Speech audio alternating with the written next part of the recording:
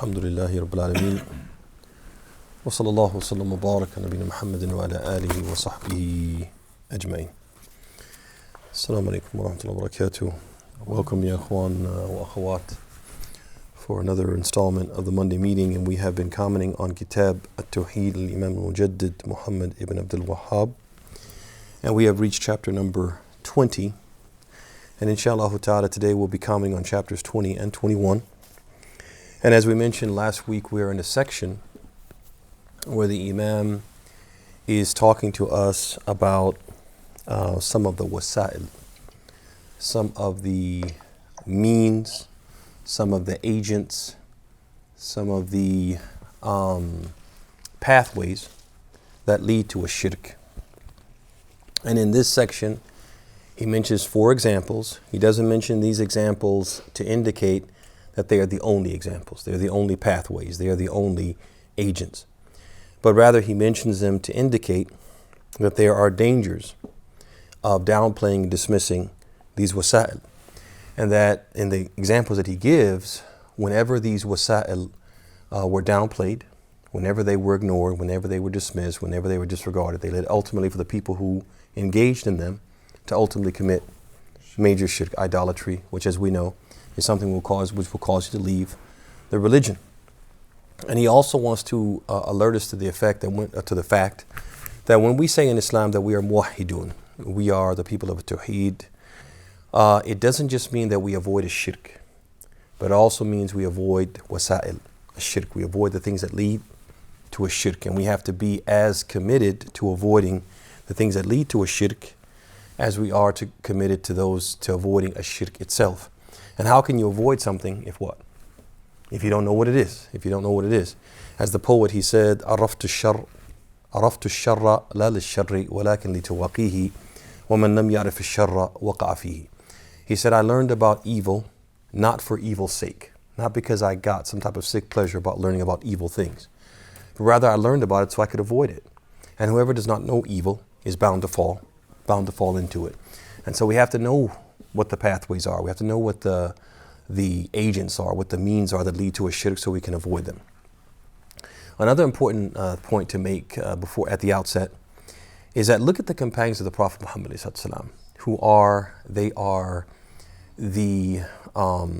basically they're our forefathers, right? They're the forefathers of the current Muslim nation.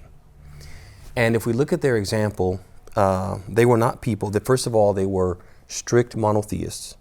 They were the strictest observers of monotheism. And they never prayed to a righteous person.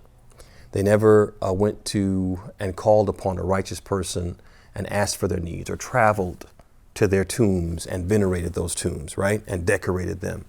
They were not the people who wore lucky charms or believed in bad omens, or did any of these things which are considered from a shirk or the wasa'il, the means to a shirk. But the Prophet still would do what? He would warn them against these things, even though they were the strictest monotheists. But now if you look now, at that time, people who their practice of monotheism was stellar, it was exemplary. Now look at the Muslims now, and you see a lot of these things that the companions never did are what? They're done by the Muslims. There are Muslims who they venerate tombs. There are Muslims who travel great distances to go and visit the graves of so-called righteous people. There are Muslims who actually call upon righteous people and ask them for their needs. When they get in trouble, they call on Al-Badawi. They call upon Abdul Qadir al-Jilani, and they call upon Sayyid Zainab. They call upon Fatima. They call upon Ali radiyallahu anhuma. Right? They call upon these different people. There are Muslims who do this. Now, obviously, we didn't go from this to this overnight. It was something that happened It happened over time. And so basically what the Muslims did is that they avoided the things which are clearly shirk in terms of their beliefs, in terms of their statements, in terms of their practices, but they downplayed certain wasa'il. They downplayed certain means, certain agents, certain pathways. And ultimately, over time, all that downplaying, one thing led to another thing, and before they knew it, they were actually doing the things which are clearly idolatry. And so the Imam in these chapters is calling our attention to the presence of these agents, these pathways, these causes that lead to a shirk, so that we can avoid them at all costs. Because if we know what they are and we avoid them, and we know, I guess you could say, what generally constitutes a pathway, we can avoid them, and we can ultimately avoid the thing that we're really trying to avoid, which is a shirk itself. So that said, last week, the last 2 weeks, we talked extensively, or commented extensively on the chapter, which is chapter number 19, which was titled Babu ma ja'a and sabab kufri bani Adam wa tarkihim dinahum huwa al-ghuluw fi as-Salihin. The primary cause for man's infidelity and abandoning his religion is excessive exaltation of righteous individuals. And we talked about, or the Imam, he showed how excessive veneration of righteous people leads to worshiping them. And he gave the example of those 5 pious men during the time of Noah, who they did all these righteous deeds, and when they died, the people stood solemnly at their graves, just full of grief for their loss. And the shaitan took advantage of that and told them, you know what you should do to console yourselves and to basically turn this negative into a positive. You should erect these statues. You'll remember them. You'll remember their deeds. You'll do good deeds like they did, and you'll turn this negative into positive. You'll turn this negative energy into what? Positive energy and positive momentum to do good things. And so they did that. But over time, as new generations came, they forgot why their fathers or their forefathers had erected them, and the shaitan came back and said they used to worship, and they started worshiping them. So it went from venerating righteous people to what? To actually worshiping them. So this was the first wasila. And this is not something that we say, oh, well, that was in the past. No, because we talked about how people still to this day, they venerate people. They venerate righteous people. They venerate people who call themselves righteous, but the jury's still out on that. And they actually venerate people who are what? They're anything but righteous. They're corrupt, right? And we gave examples of that. And so this is the problem with us human beings. We love to what? Put people on a pedestal. And sometimes once we put them on a pedestal, we're afraid to admit, once we start seeing, this person really doesn't deserve the station and status that they've been given, rather than say, you know what? We were wrong. We insist that we were right, and we start to do what? We start making excuses for what they do. So this is a problem with people, and something that we need to be concerned about in this day and age, because just like it happened to people back then, it's a problem that's going to be happening. It's a problem which plagues people throughout history, right? Then he came and he brings the second wasila, and then the third one, and then the fourth one. And the second and third are the ones we're going to focus on today. So he comes with this chapter number 20, which is the one in which he said, Babu ma ja'a min at-Tawheed fi man abada Allah inda qabri rajulin salihin fakayfa idha abada. He said, Islam strongly condemns the person who worships Allah at the grave of a righteous person. So what if he worshiped the righteous person? How much more so would that be condemned by Islam? Okay? So basically, what the Imam is saying is like, look, there are a number of texts which show that you can't worship Allah at the grave of a righteous person. So if you can't worship Allah at the grave of a righteous person, certainly you can't what? You can't worship the righteous person, right? And he's teaching us that when you worship Allah at the grave of a righteous person, that can ultimately lead to what? To worshiping that righteous person, okay? It's a wasila. Okay, and this is something that what? Is a problem. People have to be careful about it. They go to the grave and they do certain things that they consider to be the worship of Allah, but they're not appropriate for the grave. You keep doing that, and over time, it ends up what? People misunderstand, misinterpret, and they think that they're supposed to be worshiping the grave itself. The sister to that is the following chapter. We'll mention the title and then we'll go one at a time.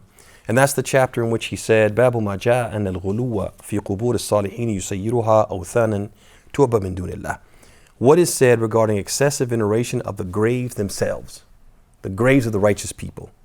It will turn them into idols worshipped besides Allah. It will turn the grave itself. That a grave goes from being a place where someone is buried to a place where we visit frequently because of the person who's buried, to a place where this ground is holy, it's special, it's virtuous. Because why? Because so-and-so is buried here. And how can it be treated the way other grounds are treated? We have to do something different.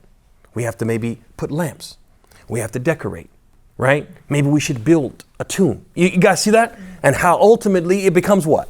That place becomes a place that people what? Consider to be holy in of itself and worship worthy of what? Devotion. طيب. So these are the two chapters that we're going to focus on today. And so let's look at the first of these two, which is chapter 20. And in it, the Imam is going to now provide some texts which support his assertion that Islam condemns worshiping Allah at the grave sites of righteous people. So even more so, it condemns worshiping them themselves. And what he uses, you're going to see this, is what they call al-Qiyas al-Awlawi. Al-Qiyas al-Awlawi means you mention something which is haram, which is less than something else in terms of severity and egregiousness. So if this thing, which is lesser in terms of severity, is haram, then the greater thing has to be haram, right? So let me ask you guys a question. Allah subhanahu wa ta'ala says in the Quran, He says about parents. He says, وَلَا تَقُلْ لَهُمَا أُفٍّ. He says, don't say to your parents the slightest word of disrespect, which is what? Uff, which basically means what? Enough. Like enough. Okay, I got enough. He says you can't even say that to your parents, right? So if you can't say that to your parents, could you hit them? No. Could you hit your parents? No. Oh, right, you couldn't hit your parents, right? But there's no ayah, there's no hadith that says you can't hit your parents. You guys see that? Yeah. So how are you going to prove it? How are you going to prove it? Somebody's going to say, there's no proof in the Quran. There's no verse in the Quran that says, وَلَا تَدْرِبُوا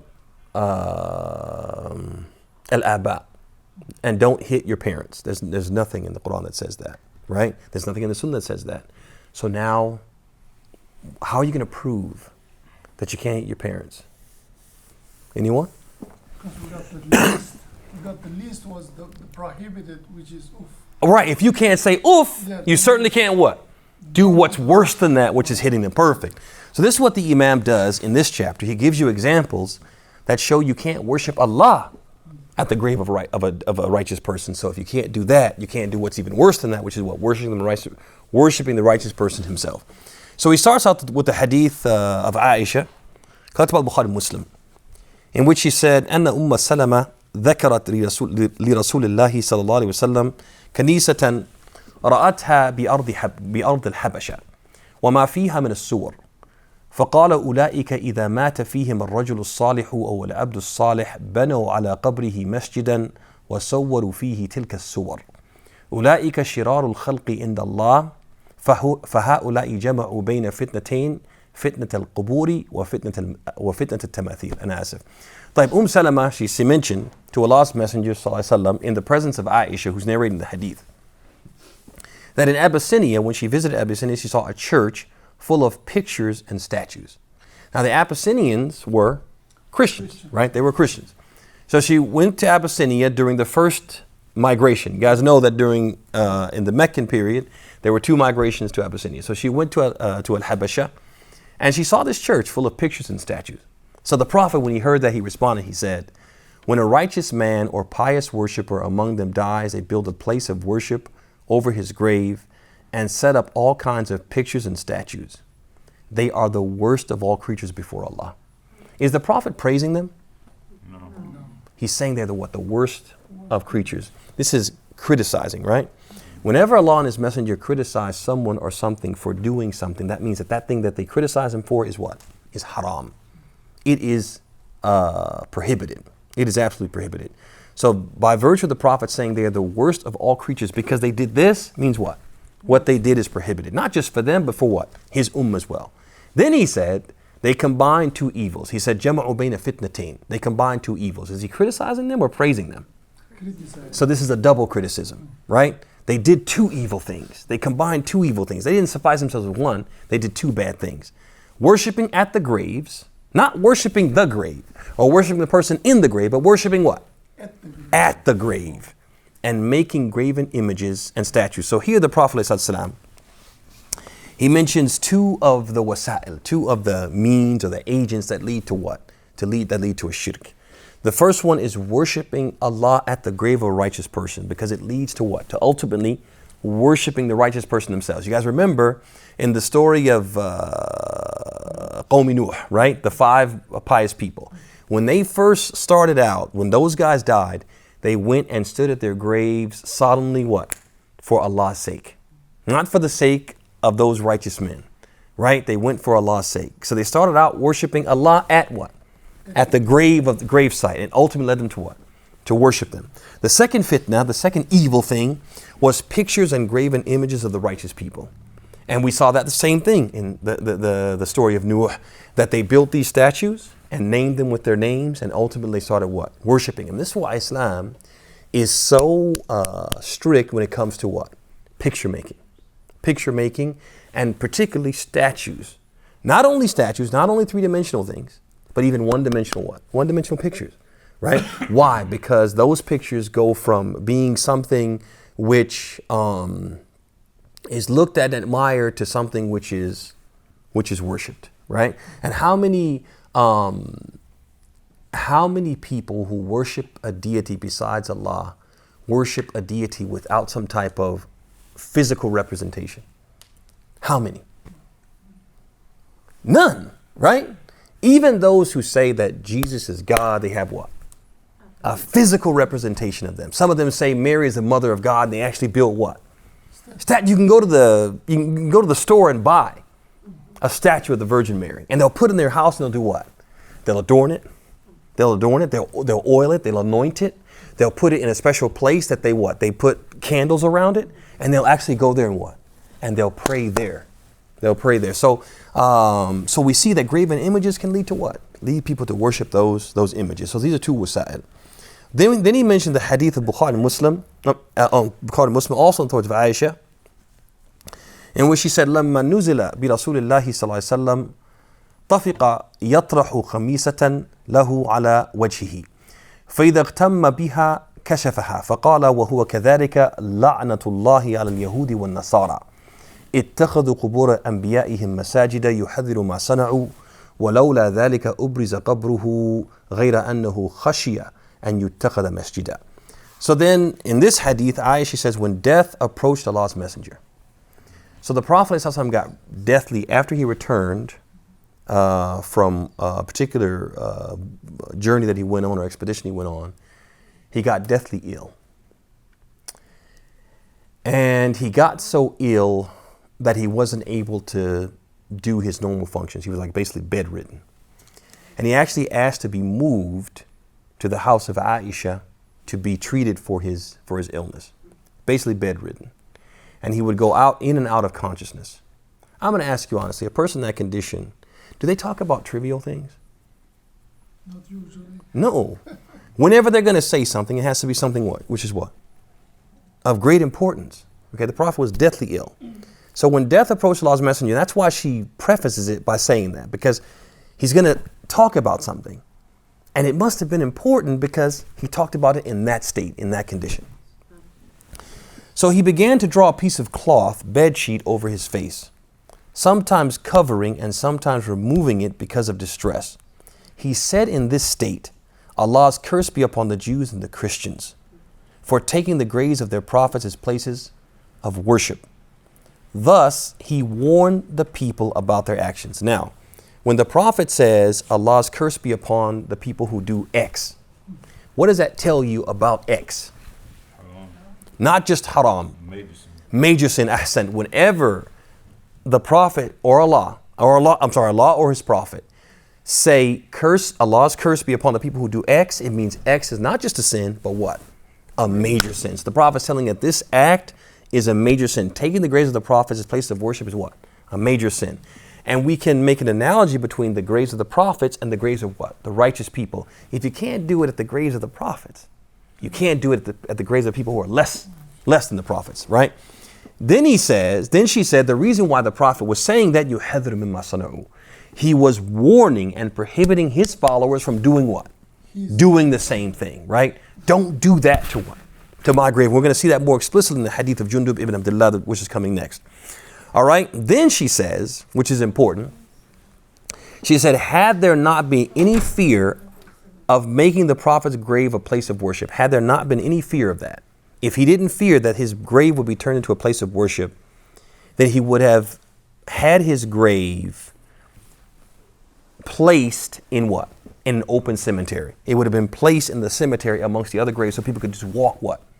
Walk right up to it. The reason why he was buried where he passed away was so that what? It would be enclosed and able to be what?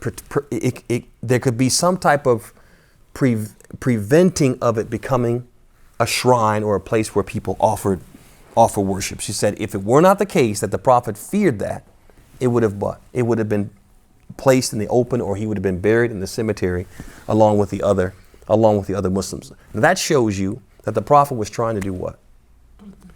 Prevent this from happening. And if he's trying to prevent it from happening and he's our example, it means we should also what? We shouldn't do it, and we should prevent this type of thing from happening if we're able to do so. Like the last hadith in this, or the last hadith we'll comment on. There's a couple of other hadith, but the last one is a hadith of Jundub ibn Abdullah, which kind of drives the point home. And that's the hadith in which he said, before we go on, just want to make a few points about that ethar of Aisha, or the hadith of Aisha. One is that the Prophet ﷺ, when he's warning and making these warnings, issuing these warnings as he's about to pass away, he's issuing them to his companions, who are the most observant people when it came to a Tawheed. They're the most observant. Like we said at the outset, they didn't pray to righteous people. They didn't travel to their graves. They didn't make their graves into tombs. They didn't carry lucky charms. They didn't believe in bad omens. They didn't have these issues of a shirk, but the Prophet is warning them, even though they're what? They're very observant of Tawheed. If this is the case, and the Prophet didn't say, well, they already know this. If the Prophet didn't say about the companions, they already know it. Why bother? They've got this. They've got this under control. If he kept stressing it to his companions who knew better, then how much more so should we what? Should we stress it amongst ourselves when we don't know better, when we do have issues? Also, many people, when you talk about a Tawheed and you say, hey, we should learn Tawheed, we should sit and have a circle on Tawheed, we should study the book of Tawheed, they'll say, I know that already. I studied already. I've actually heard people say that since we've been doing the class. I already know that already. But this is one of the best ways to rebut that. They knew it already too. And they were better at it than us. And the Prophet still did what? He still taught them and stressed it and emphasized it, right? All right, let's look at the hadith of Jundub ibn Abdullah. And that's the one in which he said, or we'll just do the English. What time do we need to stop, Habib? What time is Maghrib? 7, just before 7:30, 7:28. Okay, so let's do another 10 minutes, 15 minutes max, and then we'll stop for discussion. All right, okay, so he says, I heard the Prophet say only 5 days before his death, I am free and clear towards Allah of having any of you as my Khalil. I am free of having an earthly Khalil, specifically or especially close friend.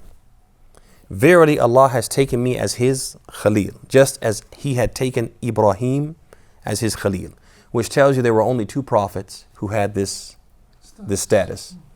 Muhammad ﷺ and Ibrahim. They were the only what? They were the ones who reached the level of what? Al-Khulla, to be the close, near and dear friends of Allah. But then he says, if I would have taken anyone from my ummah as a Khalil, I would have taken, take a guess, Abu Bakr, mashallah, Abu Bakr, of course. I was taking Abu Bakr as a Khalil. Then he says, beware, those who preceded before you used to make their prophets' graves into places of worship. Beware, don't take any graves as places of worship. I forbid you to do so. If the Prophet says, Inni anhaakum an dhalik, I prohibit you from doing it, automatically we know that thing that he prohibited is haram. It's haram. It's absolutely haram. And so this chapter, what the Imam was trying to achieve, as we said, was to show those texts that clearly indicate that worshiping Allah at the grave of a righteous person is prohibited, and therefore by necessity worshiping the person themselves is prohibited. And he checked that box with these three texts. There's also a few other texts that he mentions. And basically the meaning of taking a masjid, taking a place as a masjid, it has two meanings. One is general. A masjid is any place where prayer is offered. And we know this because the Prophet said, وَجُعِلَتْ لِي الْأَرْضُ masjid wa tuhura. He said the earth has been made for me as a what? As a masjid and a place of what? It's something I can use to what? To purify myself. The earth. Which means any place you pray is what? Is a masjid. It's a place of, so a masjid is any place where prayer is offered. Anywhere in the earth. We know this because the Prophet said in the hadith, he said, وَجُعِلَتْ لِلْأَرْضُ مَسْجِدًا وَطُهُورًا, and the earth has been made for me a means of purification and a place for offering prayer. The other meaning is when you specifically dedicate a religious endowment for the offering of prayer. So you take a place and you make it a religious endowment. Nobody owns this. It's just what? A place dedicated for prayer, like this mosque. When the Prophet said, I prohibit you from taking a grave as a place of worship, he meant what? The first meaning, from offering what? Offering prayer. I prohibit you from taking the grave as a place where prayer is going to be what? Is going to be offered, where prayer is going to be offered. That's what he meant. And he doesn't want the Muslims to worship Allah at what? At the grave sites. Mumtaz. All right, now let's go to chapter number 21, which is the chapter we said, the bab of venerating the graves of righteous people will turn them into idols worshipped besides Allah.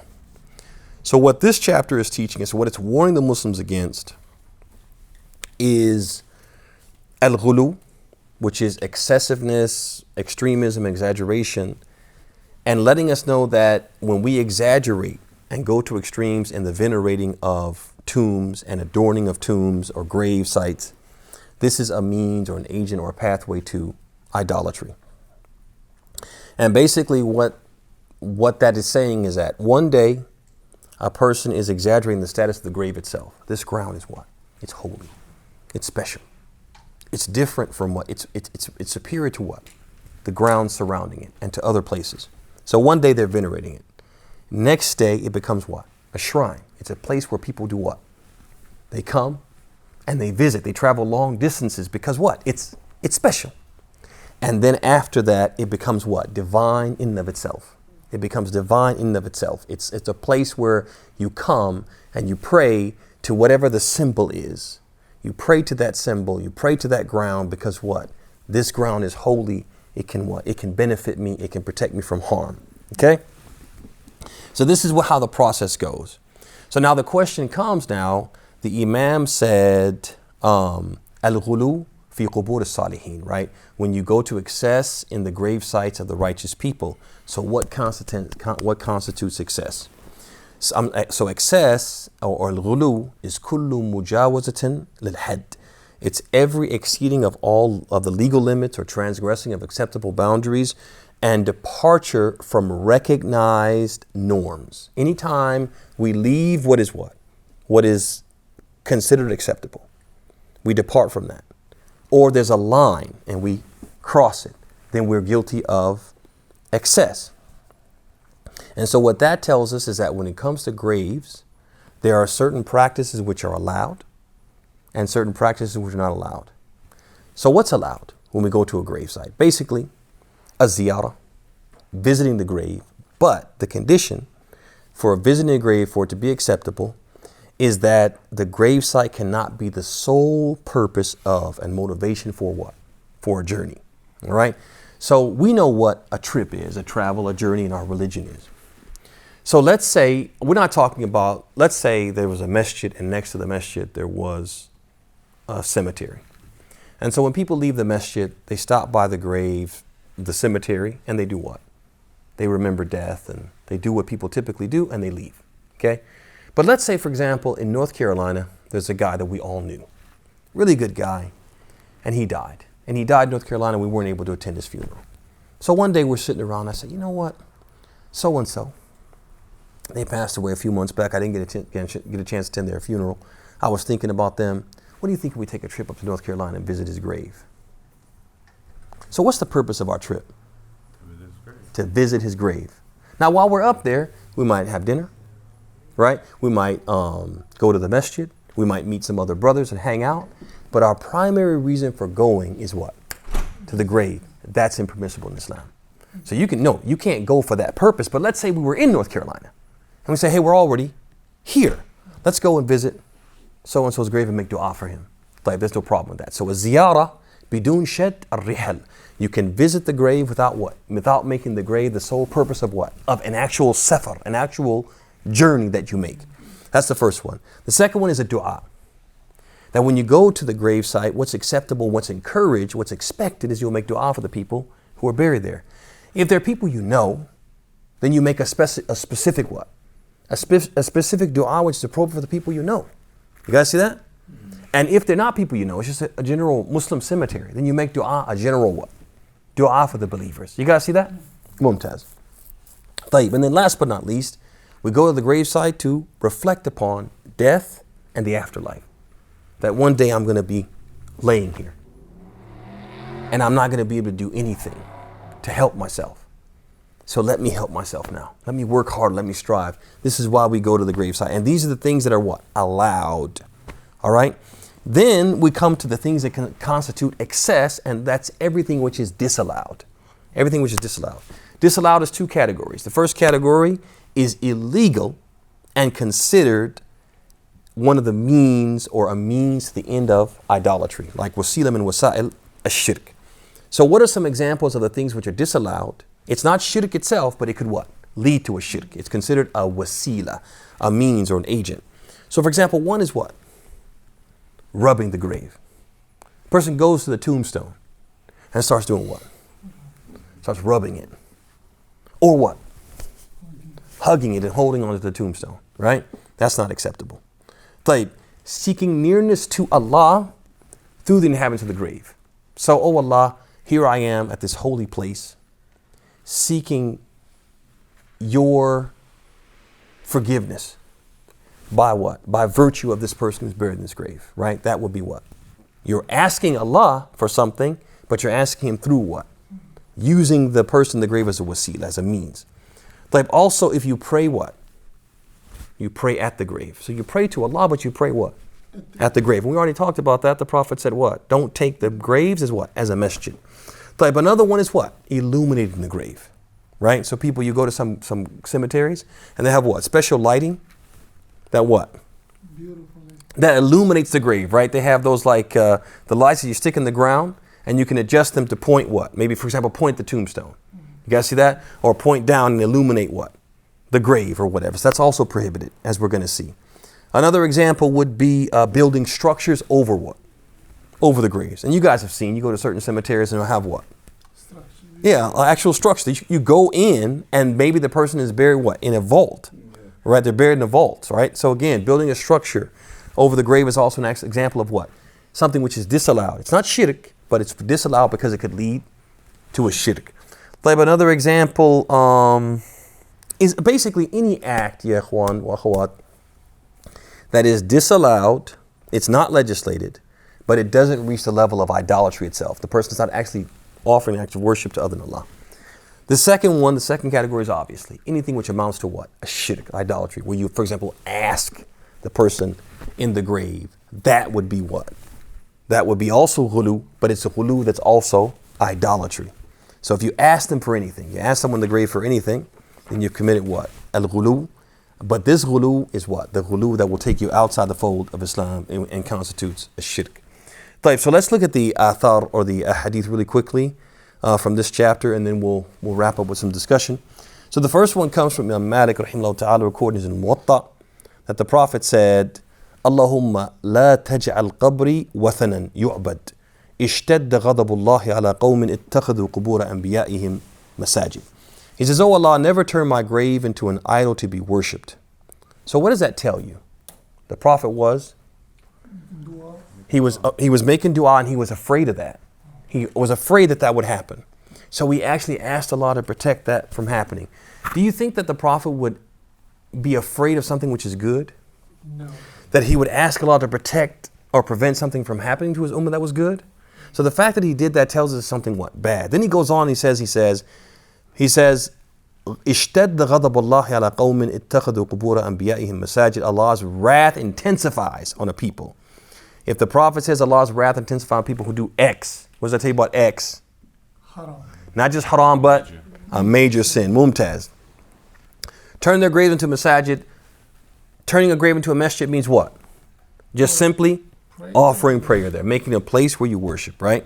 So this is an example of the Prophet basically telling us that Islamic law prohibits excessive, eccentric behavior in relation to the graves of saintly figures.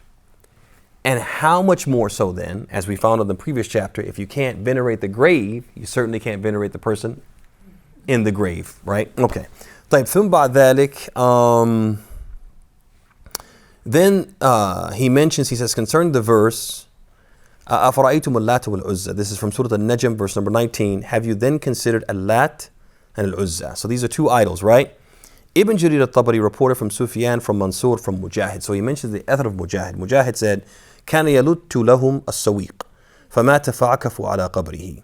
So he says, he, Lat, used to serve the pilgrims by preparing sawiq, and after his death, the people began to stay confined at his grave for the purpose of reward. So basically, what he's telling us is, who is this Al-Lat? Who is he? Basically, he was a man who used to accommodate and provide food for the pilgrims in the form of a sawiq. So a sawiq is like a porridge. It's like a porridge. It's made of either wheat or barley. And obviously you mix it with what? With water. Okay, that turns into like the porridge. And then sometimes what he would also add was milk and honey. Right? So he'd make into this porridge and he would serve it to them like they were his guests. Right? And so when he passed away, people stood solemnly at his grave. And at first, they did this out of admiration and appreciation for his deeds. Just think about it. Every time you came for Hajj or every time you came for Umrah, here was this person passing out what? Porridge. Especially if you were like a poor man. Or you were a man you were a man of means, but you were hungry after a long travel, right? Or after doing this act of worship, which back then was a lot more difficult than it is in our time. So here comes this person and you actually are hungry. You actually do need sustenance. And here he comes and he brings you what? This nice little bowl of porridge or whatever. So people, out of admiration and appreciation for what he used to do, they stood solemnly at what? At his grave, out of respect. It's like they say, for example, can we have a moment of silence because so-and-so passed away, right? So people would go there and do what?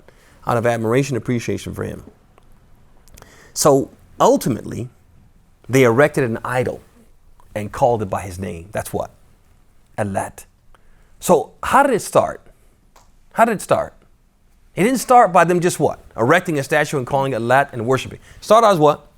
Standing at his grave. Yeah. Then from standing at his grave, they did what? They venerated the grave. This is the ground where what? Where Al-Lat is buried. Let's do what? Erect a statue. All of this is what? Al-Ghulu. These are those disallowed practices that lead people to what? A shirk. Ultimately, they went from worshiping Allah and respecting the deeds of this man to worshiping what? An idol, exactly. And that's what he says. He says, exaggeration, the graves of the righteous people turns them to idols worship besides Allah. You see that clearly in this example, that from a grave that was venerated to an idol that was worshipped besides Allah. Al-Lat became what? An actual idol that they worship besides Allah. And it started out as what? As the death or the burial site of a man who used to give what? Who used to give porridge. All right. Then he says, the same was reported by Abu Jawza from Ibn Abbas. Ibn Abbas reported, لعن رسول الله صلى الله عليه وسلم زائرات القبور والمتخذين عليها المساجد والسرج. Allah's messenger cursed the women who visit the graves. He also cursed those who set up mosques and lights over graves. So here you notice the Prophet ﷺ gives us two examples of excess. The Prophet is not saying these are the only examples of excess, but he gives us two examples of the excess that leads to what? That leads to the type of idolatry that is prohibited in Islam, right? The first one is erecting structures over them or offering prayers at them. This is what he means when he says, muttakhidina alayha masajid. So either they just pray there, they make it a place of prayer, or they erect what? A structure, or both. That's the first one. And the second one he says was suruj. And they do what? They illuminate them with what? With lamps, right? So they're adorning the grave, they're venerating the grave, and it goes from a place that is considered holy to a place that's considered divine and worthy of worship. And with that, We have commented on those 2 chapters. Any questions, comments, or critiques? Habib? I mean, just because a people or government does something doesn't make it correct. However, I mean, when you're saying the things that are not prohibited at a grave, Mm-hmm. and that he, his grave, the Prophet, peace upon him, his grave was blocked off so that it wouldn't become this. Hey. Everything that you mentioned, that's what his grave is. No, it's not. The good thing about his grave is what they did. He made this prayer, and as Ibn al-Qayyim made, he made this prayer, لا تجعل اللهم لا تجعل قبري وثنا تعبد من دون الله, or يعبد من دون الله. He prayed to Allah, oh Allah, do not let my grave become a weapon, an idol worship besides Allah. So the good thing about the Prophet's grave is the way that it is currently constructed. You can't get access to the grave.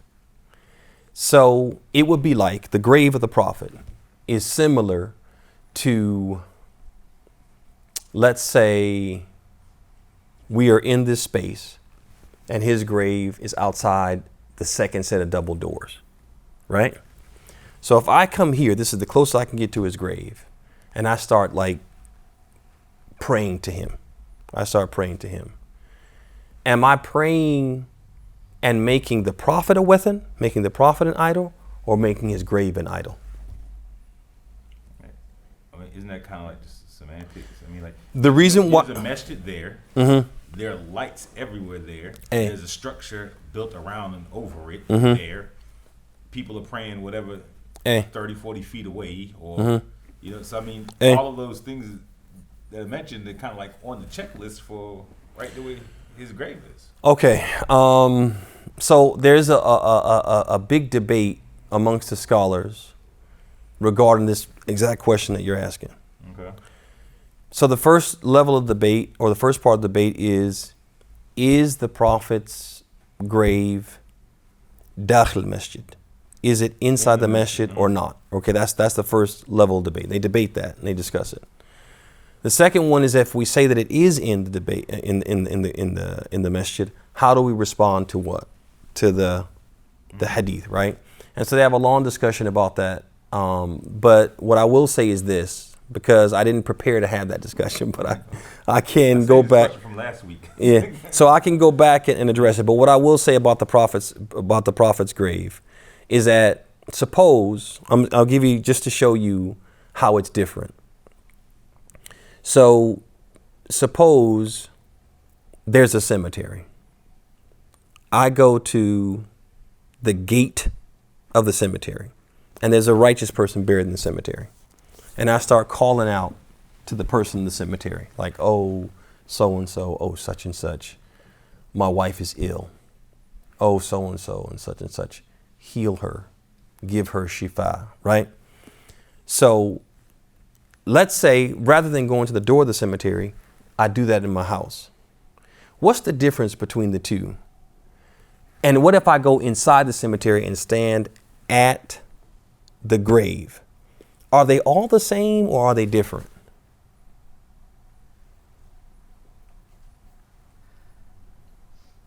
I would think that they're the same.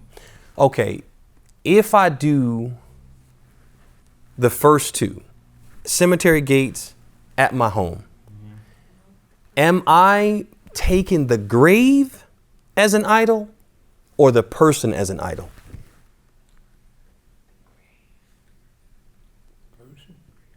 The person. If I'm at the gates of the cemetery, if I'm in my own home, what those two things have in common is I'm taking the person, right? Because if I was taking the grave, I'd have to be what? Have to be at the grave. The one thing about the way that the Prophet's mosque or his grave is constructed is you can never be what? You can never be at the grave.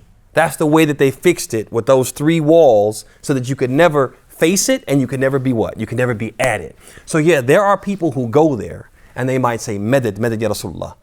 Provisions, O Messenger of Allah. But they are what? Guilty of what? Of making the Prophet an idol not the graven idol. So Allah answered, as Ibn al-Qayyim said in his lines of poetry, he said Allah answered his dua and surrounded his grave with three walls. So basically, Allah answered his dua. His grave didn't become a wathan. Now, do people make the Prophet an idol and worship him and call upon him? Absolutely, they do that. But what they don't do is take his grave as an idol because of the way that it was constructed as a protection and the answer of Allah's Allah's answering of his dua. Now, the next question is, okay, what about the grave and the way the masjid is currently constructed? So now, let me revisit that next week because I need to to refresh my memory about the debate. But again, the scholars debate whether or not it's even considered in the masjid or part of the masjid. They debate that. That's the first part. And then those who say that it is, there's an answer that they give for why it's It's an exceptional case and not like what we're talking about as far as like erecting a masjid over But if you take over a grave. Like Kaaba, like the actual cube, you say, well, this cube is not in the haram, it's just surrounded by, if it's surrounded by on all sides, it's in it. You can't. Well, you can't say again, it's an argument, Habib. But what I will say is that even if we went there with the Prophet's grave, because obviously, when the Prophet passed away, that grave was definitely not included in the structure. That was Aisha's house, and no one considered the house of Aisha part of part of the masjid. You see that? All right. So now somebody says, well, they expanded the masjid to encompass that space. Is it now considered part of the masjid or not? It's debatable, and they do have that debate. It is a long-standing debate. But what I will say is this. Let's just say, for the sake of argument, that we say it is. What's the alternative? What's the alternative? Because if we say that it is, and you've done everything you can to separate the Prophet's grave from the masjid, what's the alternative for them to to exhume the grave? They're not gonna do anything, but I guess the bigger thing to me, which is probably something way above the pay grade, is I'm questioning, okay, well then is it permissible to pray there? Well, definitely it's permissible to pray there. The reason why we say that is because we don't have any precedent otherwise. We don't have anyone who says it's not permissible. Because at the very least, what the scholars would say, if they did say it was inside, it's an exceptional case. It's an exceptional case. And it's exceptional for a number of reasons. One is al-masalih wal-mafasid. Let's just say they really wanted to do the right thing and not have it inside the masjid. And they actually said, you know what we're going to do?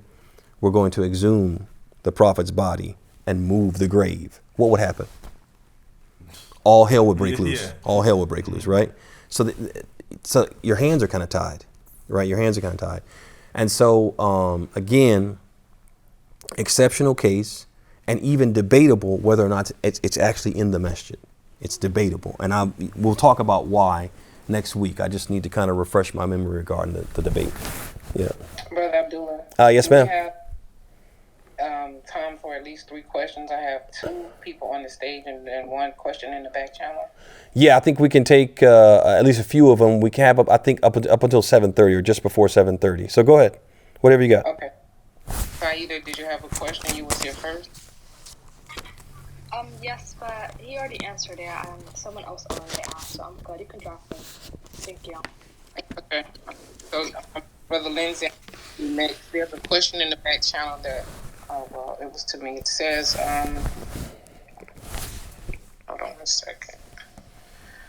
Just to ask if it is considered a sin on my part for not knowing where my mother's grave is since she passed away when I was only 5 years old. No, that would be a sin. That's totally beyond your control. And even the Prophet ﷺ, until much later in his life, he didn't know where his mom was buried. And then Allah subhanahu wa ta'ala made him aware of where his mom was buried. And then he asked if he could visit his mother's grave. Sallallahu Alaihi Wasallam.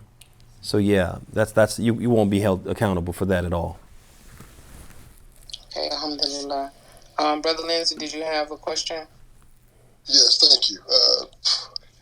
When you talk about adornments and such, the lights and things, does the flowers that people generally take with them and leave at the cemetery qualify as an adornment? Definitely. It definitely does. Again, we have been given certain practices that are considered from the Islamic cultures and Islamic teachings regarding the visiting of graves and how we are supposed to conduct ourselves. And basically anything outside of that norm, the norms that have been established by Islam, is considered it falls into that disallowed category. And then disallowed is 2 levels, as we said. One of them is disallowed and it is a wasila. It's a means that could lead to that, lead to idolatry, but it's not itself idolatry, or it could actually be idolatry.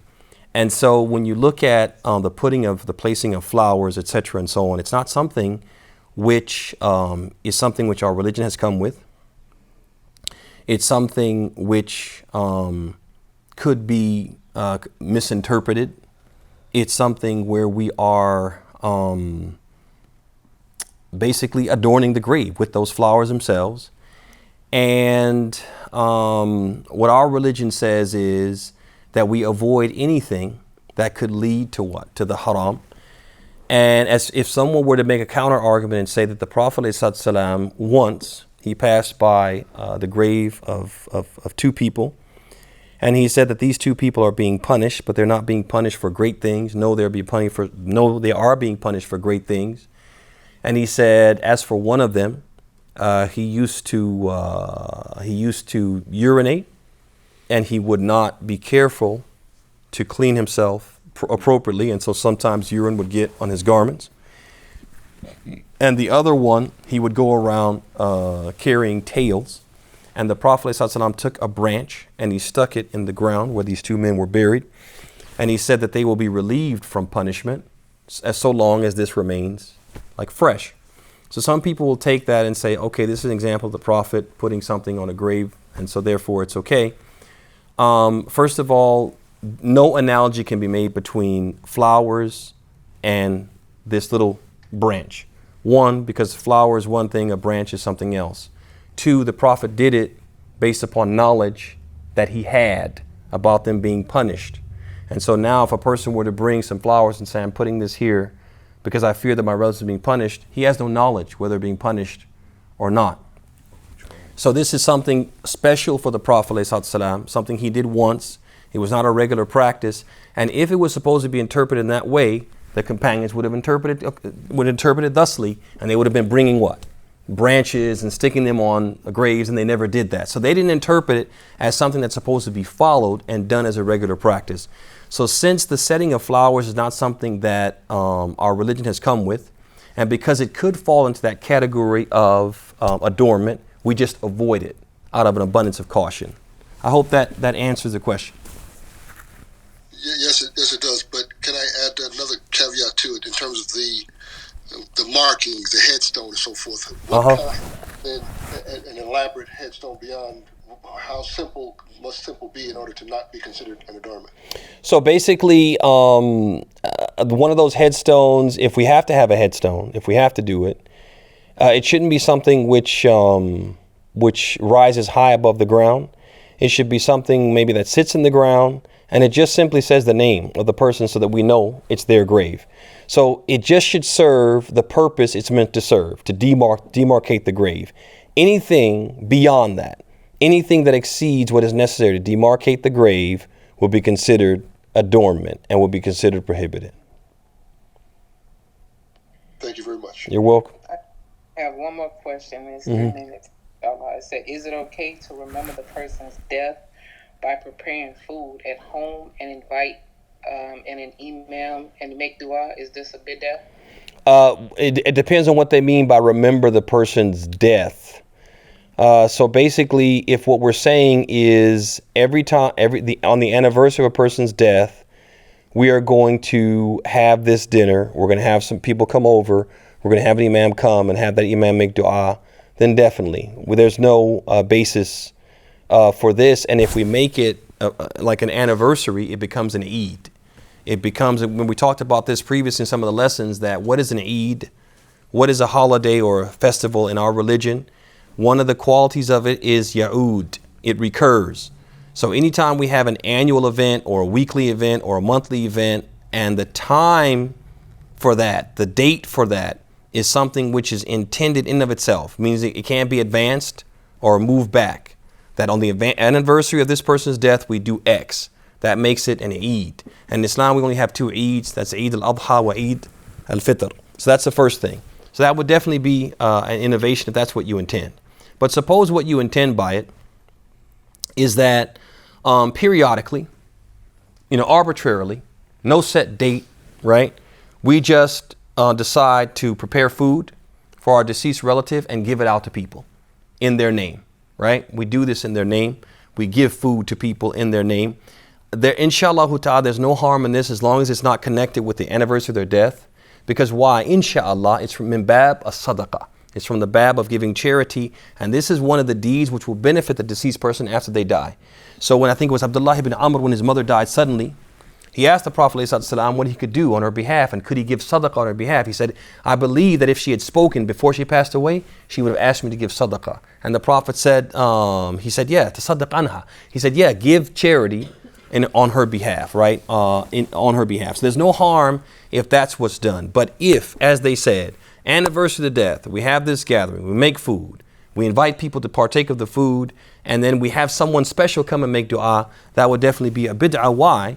Because all of these are acts which we seek to get some benefit from Allah subhanahu wa ta'ala, and we're doing it on a specific day, at a specific time, in a specific way, and all of that would make it an innovation, an act of worship which we have introduced and for which we have no proof or evidence. Alhamdulillah, and that's on the date of death and on the date of birth.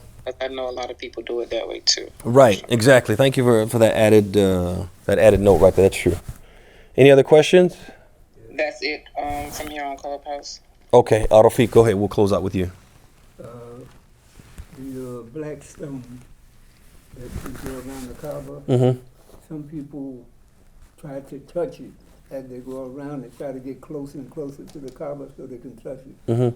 They've had some people who have actually put their head in to kiss him, and they have to be removed by the guards because they won't come out. So as they're carrying, I would say, the ritual too far away, you going at your shirt.